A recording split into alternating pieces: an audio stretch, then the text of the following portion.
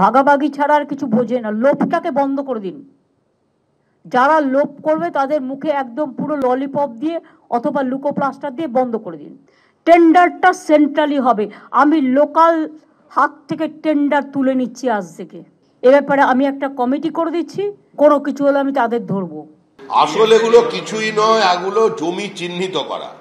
প্রশাসনকে কাজে লাগিয়ে যে সমস্ত সরকারি ভবন ব্যবহৃত হচ্ছে না, যে জমি এখনো পড়ে আছে, এগুলো চিহ্নিত করা, তারপরে এগুলো নিলাম হবে, সরকারের কোষাগারে টাকা আসবে।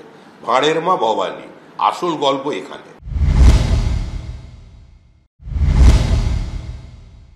আমি মানুষকে খুব ভালোবাসি, কিন্তু মানুষকে যারা ভালোবাসে না আমার তাদের ছুঁড়ে ফেলতে এক সেকেন্ডও লাগবে না।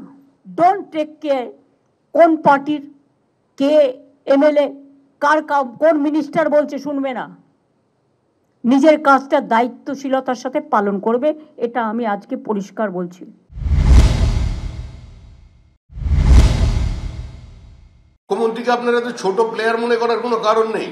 মুখ্যমন্ত্রী যা করেন ভাবনা চিন্তা করেই করেন। মুখ্যমন্ত্রী সামগ্রিক পরিস্থিতি থেকে আলোচনার অভিমুখকে অন্যদিকে ঘুরিয়ে দেওয়ার জন্য পরিকল্পিতভাবে এই স্টেটমেন্টগুলো প্লান্ট করিয়ে দিলেন। এটাকে আপনি মাস্টার স্ট্রোক বলতে পারেন, তবে এখন স্ট্রোকে কোনো কাজ করবে না। কোথাও কিছু যদি কেউ কাজ না করেন, কোথাও যদি মানুষের অসন্তুষ্টি ক্ষোভের কারণ থাকে, সেগুলো আমাদের মমতা বন্দ্যোপাধ্যায়, আমাদের দলের নেত্রী ঠিকঠাক করে দেন, নির্দেশ দেন, বার্তা দেন, ব্যবস্থা নেন।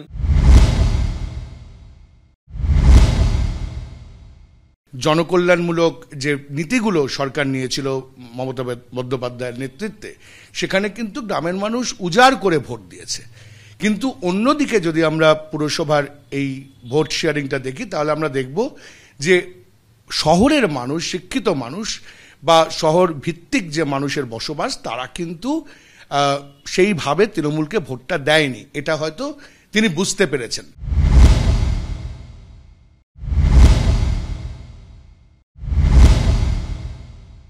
এর মধ্যে অনেকের ইনভলভমেন্ট আছে, আমি ডাইরেক্ট নাম বলছি না। কেউ হিউমিলিয়েট হন, এটা আমি চাই না। একটা গ্রুপ তৈরি হয়ে গেছে, খালি জায়গা দেখলেই লোক বসিয়ে দিচ্ছে। এরপরে তো স্টেটটার আইডেন্টিটি নষ্ট হয়ে যাবে। বাংলার আইডেন্টিটিটাকে নষ্ট করে দেওয়ার চক্রান্তে যারা লিপ্ত, আমি তাদের সকলকে সাবধান করে দিয়ে বলছি, অর্থের বিনিময়ে বাংলার আইডেন্টিটি নষ্ট যেন না হয়।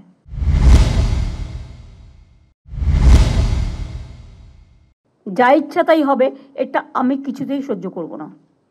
আজকে আমার বলার দিন, আপনাদের বলার দিন নয়, আপনাদের শোনার দিন। Worst performing municipalities: Bidhannagar MC, Asansol MC, Raiganj and Contai. আমি অনেক ভদ্রতা দেখিয়েছি। 2011 সাল থেকে 51,500 কোটি টাকা আরবান ডিপার্টমেন্টকে আমরা দিয়েছি। যা চেয়েছেন সব দেয়া হয়েছে, অথচ দায় হবে সরকারের, মানুষ পরিষেবা পাবে না। এটা আমি মেনে নিতে পারছি না। আগামী দিন অ্যাকশন হবে। জমি দখল করেছে যারা, তারা ভোটটা দিয়েছে টোটাল বিজেপিকে, এবং বিজেপিতেই সুযোগে তোমরা তো পুরো ভাগ দিচ্ছ তাদের। এ তো আরো মারাত্মক। অফিসাররা আবার ভাগ দিয়ে দিচ্ছে তার থেকে বিজেপিকে। গরুর টাকা সবচেয়ে বেশি খায় বিজেপি, কয়লার টাকা সবচেয়ে বেশি খায় বিজেপি, বালি থেকে শুরু করে পাথর সবচেয়ে বেশি খায় বিজেপি। দুটো পৌরসভাকে রাখেননি, তাহিরপুর এবং ঝালদা।